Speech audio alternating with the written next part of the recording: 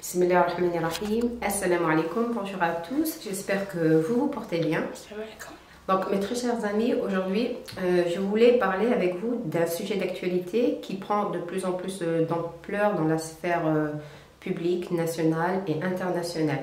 Donc pour ce faire, je vais partir d'un exemple concret qui s'est déroulé dans l'école des cadets où est Myriam. Donc elle va vous raconter l'incident et je vous donnerai mon point de vue par rapport à cela. Donc, la semaine dernière, on a fait l'école de cadet à l'école. Et une fois, on fait une semaine, on fait en ligne, une semaine, on fait à l'école, une semaine en ligne à l'école. Et après, ce qui s'est passé, la semaine d'avant, on a fait en ligne et on faisait des jeux sur des jeux nationaux, des jeux sur la police et tout. Ça, c'était en ligne.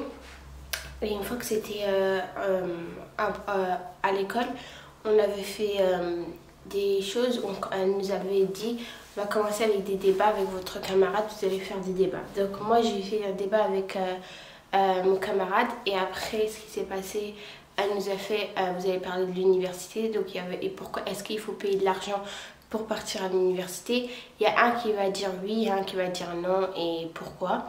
Et après elle commence à changer de sujet et elle dit que est-ce que les petites filles doivent jouer avec des Barbies, est-ce que c'est bien que les petites filles jouent avec des Barbies.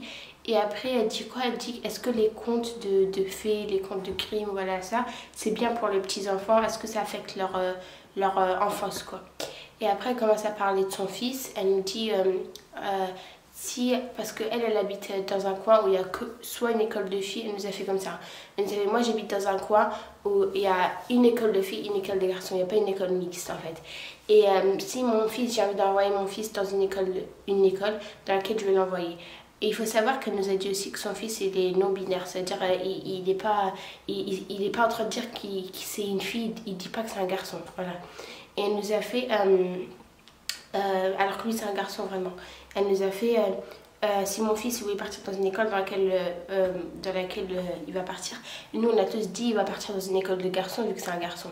Elle nous a fait moi je vais le laisser partir dans une école de filles parce que l'école de filles là-bas au moins il mettrait une jupe, donc s'il veut devenir comme une fille il peut mettre une jupe, s'il veut rester comme un garçon il met un pantalon, alors que s'il part dans une école de garçons il peut pas parce qu'il peut pas mettre des jupes, il peut pas mettre de pantalons, enfin il met des pantalons mais il peut pas mettre des jupes. Donc c'est ce que nous avait dit. Il nous avait dit aussi qu'il y aura une parade de Pride. Pride c'est en gros LGBT. Et elle nous avait fait au centre-ville, elle nous avait fait vous les cadets vous aurez une place super spéciale, tout le monde va vous voir, vous allez être au milieu et tout dans le stade là, je sais pas trop quoi. Et elle nous a fait, moi je suis super excitée parce que moi l'année dernière je pouvais pas le faire parce que à cause de mon pied, cette fois-ci je suis super excitée, j'aurai une place super spéciale et tout. Et voilà, nous elle nous avait dit ça et elle nous avait dit si vous venez vous allez voir ça va être très bien et tout. Voilà. Shukran, barakallahu fiki. Alors, je vais vous donner mon point de vue par rapport à cela. Donc, en général, la plupart des professeurs, en fait, ils savent à quel type de communauté ils s'adressent et comment les aborder.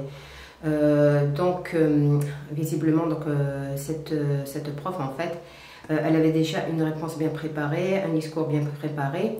Donc, c'est essayer d'amener les élèves petit à petit en normalisant le fait qu'ils pouvaient être LGBT, qu'ils pouvaient être transgenres, etc.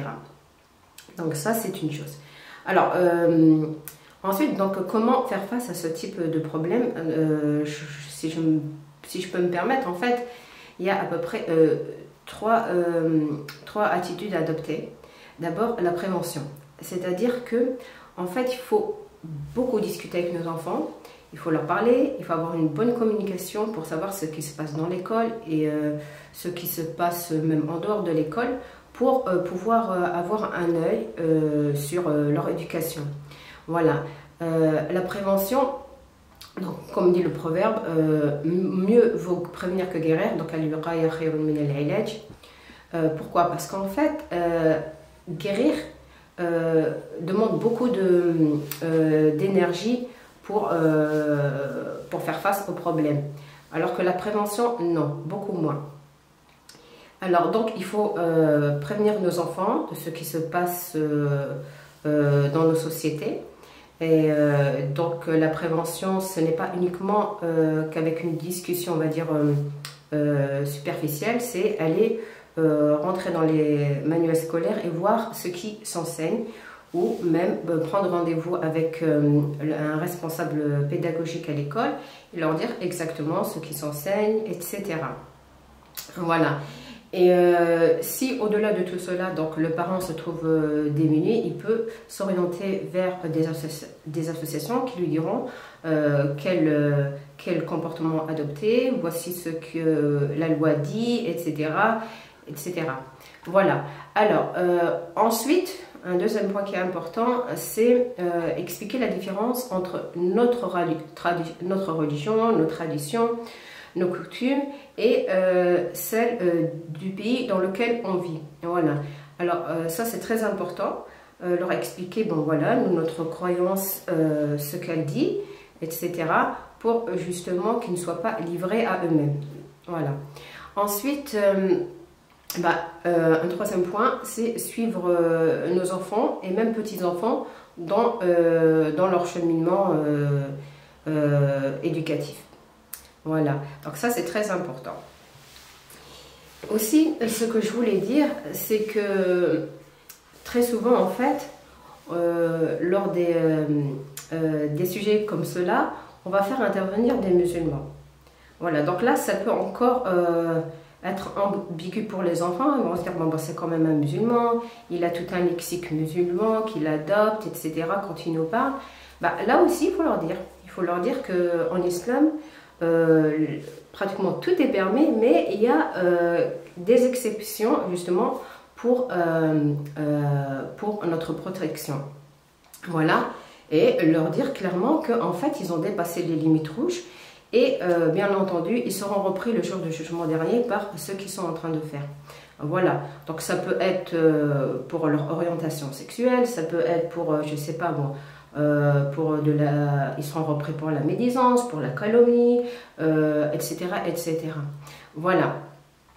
Ensuite, ce que je trouve dommage dans les écoles, c'est que de plus en plus, en fait, on est en train de sexualiser l'enfance. Voilà.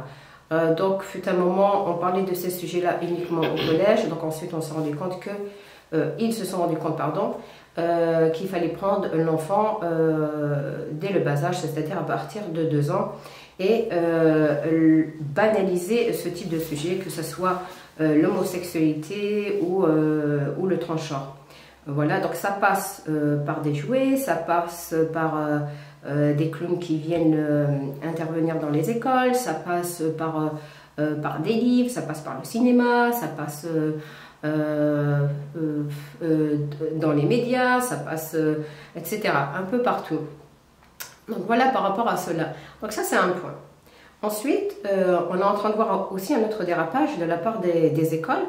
Un dérapage cette fois-ci qui a été un dérapage politique en fait. Lors du conflit russo-ukrainien, en fait, ce sujet-là est intervenu dans les écoles. Donc, pas pour avoir un débat, on va dire, neutre, mais pour être pour l'Ukraine. Voilà. Donc, on sait que la guerre, c'est horrible, on sait ce que c'est, nous les musulmans, parce que depuis des décennies, le monde musulman subit pas mal de guerres. On sait ce que c'est la guerre, on sait ce que c'est que de perdre des proches, on sait ce que c'est que de laisser des mines à tout bout de champ, etc. On sait tout cela. Mais vouloir, comment dire, imposer aux enfants un choix politique à cet âge-là, dans le primaire, hein, je trouve ça vraiment immature. Voilà. Bien entendu, nous, en tant que musulmans, comment on réagit? Très souvent, quand on nous demande d'assister à des assemblées, on dit non, on n'assiste pas parce que nous ne sommes pas d'accord avec votre politique. Voilà, un enfant, quand il va à l'école, c'est fait pour apprendre les mathématiques, les sciences, l'art, etc. Mais on ne doit pas toucher à sa moralité par des orientations sexuelles ou avoir, comment dire, ou être pour, par exemple, les Ukrainiens face à la Russie. Voilà. Donc aussi dans le souci de neutralité, parce qu'on sait aussi qu'il y a beaucoup de guerres qui sont menées dans le monde et jamais on en a parlé autant. Voilà. Donc ça c'est un point. Tout simplement. Alors, ce que je trouve aussi dommage de la part de nos frères et sœurs musulmans, c'est qu'ils en fait sont pas très au courant des programmes scolaires qui sont enseignés. Donc il faut vraiment aller vous renseigner et être, comment dire, bien averti. Comme dit le hadith, al-mu'minu al-qawi khayrun wa ahabbu ila Allah min al-mu'minu al-da'if. Donc le croyant fort, qu'il soit fort intellectuellement et physiquement, est plus aimé et meilleur et plus aimé auprès d'Allah que le croyant qui est faible, donc faible intellectuellement, faible physiquement. Voilà, donc ça c'est très important. Leur rappeler, donc ce hadith, leur rappeler que c'est très important de connaître leur religion, d'où ils viennent et où est-ce qu'ils vont. Voilà, donc par rapport à cela. Sur ce, j'espère que je n'ai pas été très longue. Voilà, je voulais vous donner mon point de vue. Et aussi, je voulais dire, en fait, lors de ces sujets-là, on sait que ce sont des sujets très sensibles. Donc, il ne faut pas appeler à tout bout de champ à l'homophobie. Donc, ça, c'est pas vrai. C'est une liberté d'expression. Je donne mon point de vue. Je suis convaincue de ce que je dis. Tu peux avoir un autre point de vue. Tu peux être convaincu de ce que tu dis. Donc, on doit se respecter mutuellement sans pouvoir se faire la guéguerre. Donc, quand on nous parle par exemple de l'islam, on ne crie pas à tout bout de champ, c'est de l'islamophobie. Quand on renvoie à nos origines, on ne dit pas ah c'est du racisme, d'accord? Donc il faut savoir comment dire, faire la part des choses et pouvoir discuter. Donc nous sommes normalement dans des pays démocratiques et on voit bien qu'en fait il y a de plus en plus de dictatures qui s'installent. Donc on dit non. Voilà, nous ne sommes pas d'accord avec ce qui se passe. Nous sommes d'accord sur pas mal de sujets, mais sur ce sujet-là, nous ne sommes pas d'accord. Voilà.